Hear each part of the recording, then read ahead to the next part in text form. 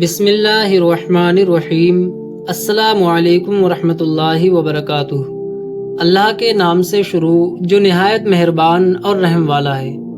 آج کی اس ویڈیو میں آپ کو بتائیں گے کہ ہندوستان کی پہلی مسجد کب اور کہاں قائم کی گئی، اور اس مسجد کی تعمیر کس شخص کے کہنے پر ہوئی، اور کیا وہ مسجد آج بھی قائم ہے یا پھر اسے مسمار کر دیا گیا ہے۔ اور ساتھ ہی یہ بھی بتائیں گے کہ ہندوستان کے حاکم نریندر مودی کا اس مسجد کے متعلق کیا رد عمل رہا ہے۔ امید ہے کہ آج کی یہ معلوماتی ویڈیو آپ کو ضرور پسند آئے گی، لہٰذا آپ سے یہ گزارش ہے کہ ویڈیو کو آخر تک ضرور دیکھیے گا۔ کہا جاتا ہے کہ ہندوستان کی پہلی مسجد پیغمبر اسلام حضرت محمد مصطفیٰ صلی اللہ علیہ وسلم کی زندگی کے دوران ہی کیرلا کے کوڈنگلور علاقے میں قائم کی گئی تھی، جس کا نام چیرامن پیرومل جامع مسجد ہے۔ روایت کے مطابق یہ مسجد 629 عیسوی میں تعمیر ہوئی، چنانچہ اسے ہندوستان کی پہلی اور بر صغیر کی قدیم ترین مسجد بھی تصور کیا جاتا ہے۔ اسے کابل سے تعلق رکھنے والے آزاد کردہ فارسی غلام اور مشہور تابعی حضرت مالک بن دینار نے چیرامن پیرومل کے حکم سے تعمیر کرایا تھا۔ روایت کے مطابق چیرامن پیرومل نے شق القمر یعنی چاند کے 2 ٹکڑے ہوتے ہوئے دیکھا۔ وہ معجزہ رسول دیکھا کہ جس کا ذکر قرآن مجید میں بھی ہے کہ جب مکہ کے مشرکوں نے آپ صلی اللہ علیہ وسلم سے معجزہ طلب کیا تھا۔ چیرامن پیرومل نے اس واقعے کی اپنے نجومیوں سے تصدیق کی، لیکن اس کی سمجھ میں نہ آیا کہ اس کا مطلب کیا تھا۔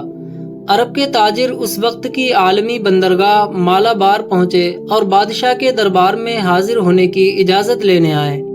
گفتگو کے دوران بادشاہ کو نبی کریم صلی اللہ علیہ وسلم کے بارے میں علم ہوا۔ اس نے اپنے بیٹے کو اپنے تخت پر بٹھایا اور عرب کے تاجروں کے ساتھ خود نبی کریم صلی اللہ علیہ وسلم سے ملنے چلا گیا۔ جب وہ ادرک کا اچار لے کر بارگاہ رسالت میں حجاز پہنچا تو اس نے وہاں اسلام قبول کر لیا۔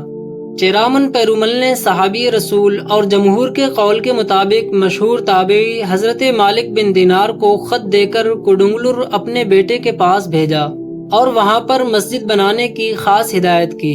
چیرامن پیرومل کی مناسبت سے اس مسجد کا نام چیرامن مسجد ہوا۔ اس مسجد کی اہمیت کا اندازہ اس سے بھی لگایا جا سکتا ہے کہ جب 2016 میں انڈیا کے وزیر اعظم نریندر مودی نے سعودی عرب کا دورہ کیا تو انہوں نے اس مسجد کا سونے سے بنا ہوا نمونہ سعودی فرمانروا شاہ سلمان کو پیش کیا تھا۔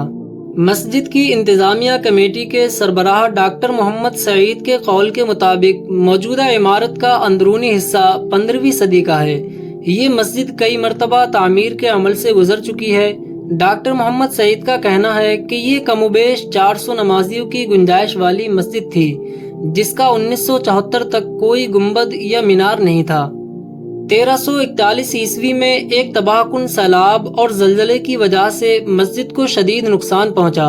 پھر جب 1504 میں پرتگالیوں نے کوڈنگلور پر حملہ کر دیا تو انہوں نے مختلف کاروباری اور تاریخی اہمیت کے حامل تاریخی ڈھانچوں کے علاوہ چیرامن مسجد کو بھی ڈھا دیا۔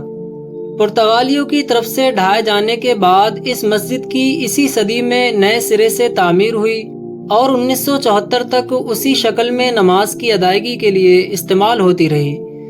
لیکن 1970 کی دہائی کے وسط میں مسجد کی انتظامیہ کمیٹی نے نمازیوں کی بڑھتی ہوئی تعداد کو دیکھتے ہوئے اس کی توسیع کا کام شروع کیا، یہاں تک کہ 2000 نمازیوں کی گنجائش کر دی گئی۔ یہ بغیر گنبد اور مینار والی مسجد تھی، لیکن کئی مرحلوں کی توسیع کے عمل کے دوران اس مسجد کا گنبد ہی نہیں بلکہ 4 مینار بھی تعمیر کرائے گئے۔